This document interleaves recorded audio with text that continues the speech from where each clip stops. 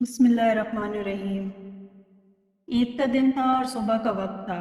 حضور مسجد نبوی میں فضائل عید کے احکامات بیان کر رہے ہیں۔ صحابہ کرام میوہ نظارہ دید ہیں۔ تمام صحابہ کرام خوش ہیں کہ ابھی رب العزت سے عیدگاہ سے تحائف وصول کرنے کے لیے حضور کی خدمت میں جائیں گے۔ احکام و فضائل عید سننے کے بعد تمام صحابہ کرام اپنے اپنے گھروں میں چلتے گئے تاکہ غسل کر کے سفید کپڑے پہن کر مسجد نبوی میں مقررہ وقت پر آ جائیں اور رحمت للعالمین کی زیر قیادت عیدگاہ کا رخ کریں۔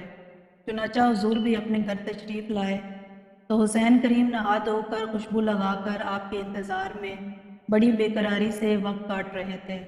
جو ہی دہلیز پر آپ نے قدم رکھا تو خدا کے لاڈلے نبی کے لاڈلے نواسے نانا کہہ کر آپ سے چمٹ گئے۔ آپ نے دونوں کی پیشانیاں چومی اور انہیں اندر لے گئے اور حضرت عائشہ کی گود میں بٹھا دیا اور فرمایا، عائشہ انہیں کھانے کے لیے کچھ دو۔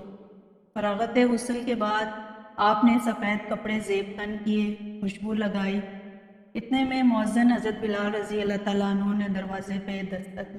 آپ اور حسین کریمین مسجد نبوی میں تشریف لائے۔ صحابہ کرام رضوان اللہ علیہ و اجمعین آپ کے انتظار میں تھے۔ پاک لوگوں کی جماعت ایک پاک باز رہبر کی سرکردگی میں عیدگاہ کی طرف روانہ ہو گئی۔ جبرائیل نورانی فرشتوں سمیت بارگاہ نبوی میں نیاز حاصل کرنے کے لیے آئے ہوئے تھے تاکہ مقدس ترین انسانوں کے پاؤں کی مٹی کے مبارک ذرات سے ان کے نورانی پر شرف حاصل کریں۔ صالح روحیں قطار در قطار راستے کے دونوں طرف اس مقدس قافلے کے استقبال کے لیے بے چین کھڑی تھیں۔ قافلہ آہستہ آہستہ پروقار انداز میں عیدگاہ کی طرف بڑھتا چلا جا رہا تھا۔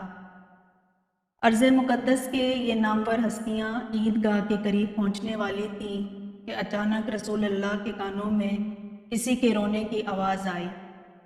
یہ کسی بچے کی آواز معلوم ہوتی تھی جو اس درد اور عقد کے ساتھ رو رہا تھا جس کا اندازہ یتیمی کے ماحول میں پلے ہوئے انسان کو ہی ہو سکتا ہے۔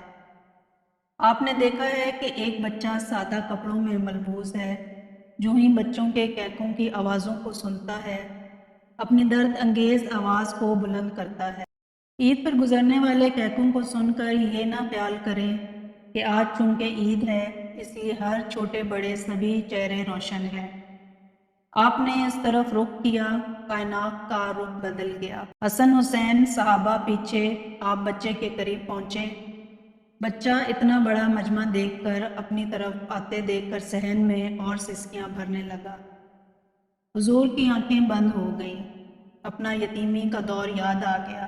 فرمایا، بیٹا کیوں رو رہا ہے؟ بچے نے غور سے آپ کی طرف دیکھا۔ اس سے پہلی بار احساس ہوا کہ باپ جب اپنے لگتے جگر کو بیٹا کہہ کر پکار رہا ہے تو اسے کتنا لطف آتا ہے۔ میں ایک یتیم ہوں، میرا تو باپ مر چکا ہے، ابھی بھی دنیا میں کوئی بیٹا کہہ کر پکارنے والا ہو سکتا ہے۔ اسے محسوس ہوا جیسے وہ رو رو کر بے ہوش ہو گیا ہے اور اس کے باپ کی روح سے ہم کلام ہے۔ بچے کی معصومیت نے بغیر کہے سب کچھ کہہ دیا۔ یتیم پیغمبر نے یتیم بچے کو اپنے کاندھوں پر سوار کیا، اپنے کاندھوں پر جہاں چند منٹ پہلے آسمان کے حسن کے حسین ماپارے بیٹھے تھے۔ آپ ایک یتیم، لاوارث، بے کس، معصوم اور میلے کپڑوں میں ملبوس 8 سال کا بچہ بیٹھا ہے اور اپنی یتیمی پر فخر کر رہا ہے۔ یتیم، اب آپ کون ہیں؟ پیغمبر، میں تمہارا ابا ہوں۔ یتیم بولا، واقعی آپ میرے ابا ہیں، آپ کیوں رو رہے ہیں؟ پیغمبر علیہ السلام نے فرمایا، اس لیے کہ تم کو پتہ نہیں کتنی دیر سے روتے رہے ہو۔ یتیم بولا، مجھے تو احساس ہی نہیں کہ میں رو رہا ہوں۔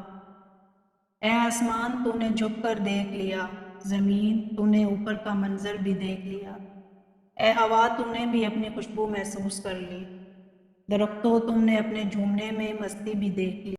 مورخو، تم اسے تاریخ کا حصہ بنا لو کہ ہمارے پیغمبر نے یتیم بچے کو منصب کا اہل قرار دے دیا ہے، جس منصب کے اہل حسن اور حسین تھے۔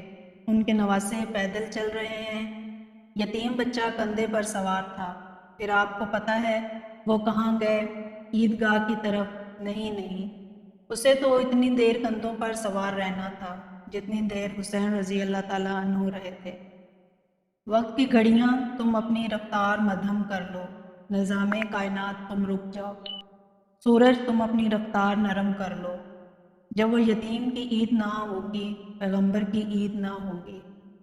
حضور اکرم صلی اللہ علیہ وسلم گھر تشریف لاتے ہیں۔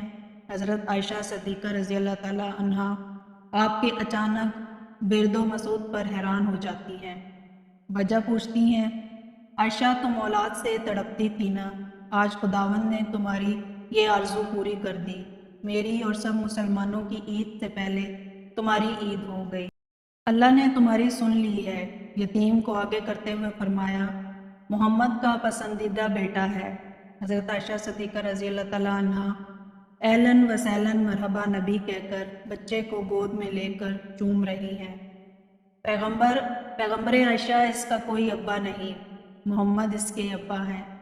اس کی کوئی ماں نہیں، تو اس کی ماں ہے۔ اس کا کوئی بھائی نہیں، حسن اور حسین اس کے بھائی ہیں۔ اس کی کوئی بہن نہیں، فاطمہ اس کی بہن ہے۔ اٹھو عائشہ، بچے کو نہلاؤ۔